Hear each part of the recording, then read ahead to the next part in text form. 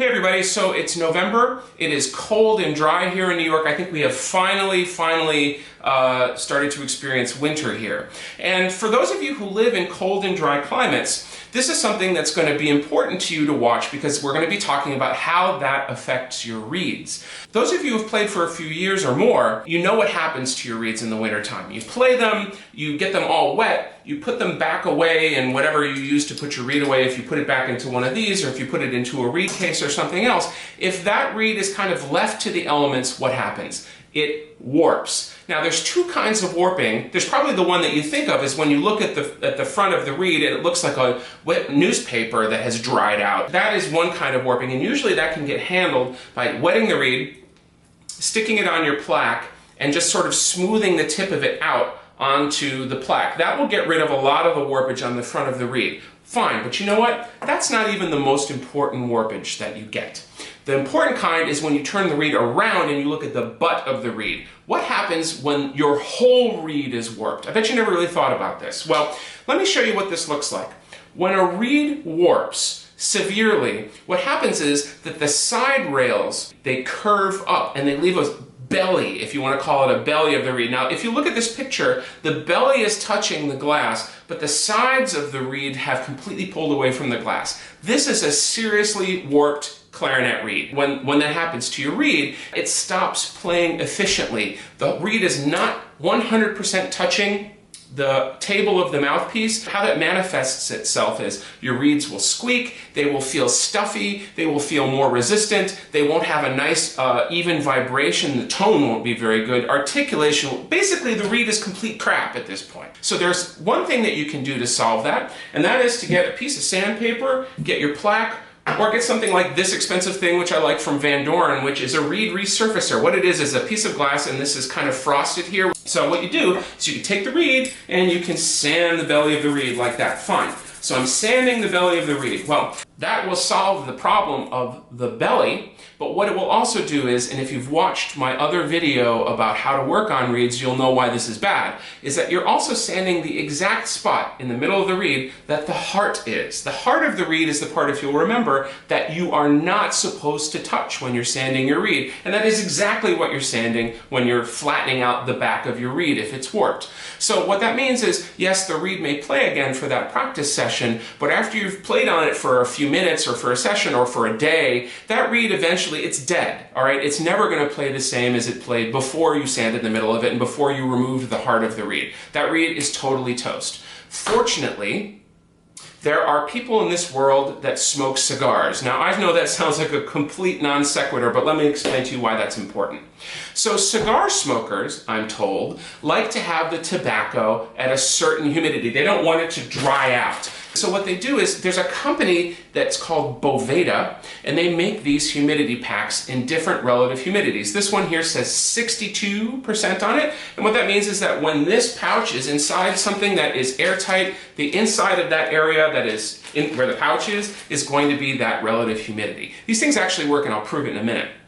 But why is that useful for us? So, okay, let's say that we play on our reed, fine, we've practiced, we take that reed after we're done, we put it back into the little pouch, we put it into a sealed Ziploc bag with one of these bad boys, and we wait. Well, what happens when it's sealed up? First of all, the humidity of that reed is going to be much higher than 62%. It will be waterlogged, or it will have at least a lot of moisture on it from your playing it for a while. So for the moment, the humidity inside this is going to be way, way above 62%. The cool thing about this pouch is that this pouch will actually remove humidity until the relative humidity inside this bag is 62%. So after a few hours, as the reed eventually dries out and that humidity is pulled in by this pouch, the inside of this bag will be 62% relative humidity. Now they come in a bunch of different percentages. Now, I use 3.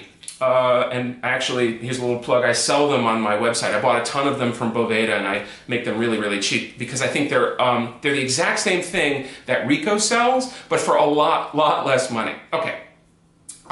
So 62%, when would you use a 62%? Well, let's say you have tried a box of reeds and you've just, you played a few of them and a few of them are really good, a few of them are going to be good, but you haven't been able to work on them yet. Fine. You can put them in a Ziploc bag with a 62% and they will stay ready to get worked on. They won't warp. They'll be ready to go when you're ready for them at 62% humidity. So I take this for sort of medium to long-term storage. I stick them in a bag. These things are good for many, many months. Now, if I have some reeds that I'm playing on and I'm done with my day, I will put them in a pouch with one of these packs that's 72%. Now, 72% is, I've found, to be a good humidity for day-to-day practicing. Now, then there's this third instance where I have a reed on my instrument and I'm on stage. And I have a couple of extra backup reeds just in case. What I do is I put them in a bag with an 84 pouch. Now, an 84 pouch keeps them ready to play.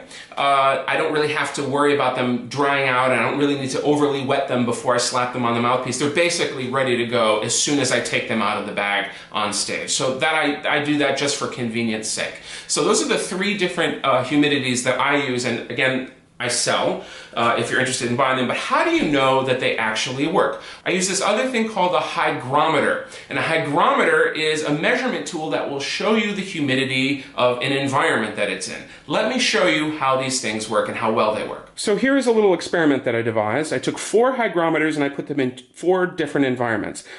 This is inside a bag with a damp paper towel. Some people use sponges to keep their reeds moist. This one is out in the open, and these two have those reed pouches, the humidity pouches inside them. So let's talk about them individually. This says 37%. 37% humidity in my house is reed-hatingly dry. Your reeds will warp and you will be really, really unhappy. Now, on the other hand, here we have some reeds that I put in about half an hour ago. And already this hygrometer is reading 89% humidity. This was a damp paper towel, but it wasn't soaking wet. And I have a couple of reeds that I put in there. Now, 89%, these reeds are in Florida right now. And that's great for them, except for the fact that the bacteria on the reeds are also in Florida right now. And that just means that given enough time in this environment, these reeds will start to mold and mildew. I am telling you, it has happened. In fact, for those of you who saw my mildew video, this is exactly how I made those reeds mildewy, is by sticking them in an environment with a damp paper towel like that. Now over here are the 2 that I put the humidity pouches in with the hygrometer, and I put these in about 6 hours ago. And as you can see, this one says 72%. This is a 72% pack, and right now the hygrometer is reading 73, so that's pretty darn close. This one is 62%. Right now it's reading 63% on the hygrometer. So this is just to show you that these things work, okay? Now, you don't have to buy them from me, but you should check them out, because these will keep your reeds in a playing order all winter. Doesn't matter how dry it is, they will play for you, and they will not warp. So check into getting bags like this and a couple of hygrometers. I'm telling you, you will thank me later. See you next time, and I wish you great reeds this winter.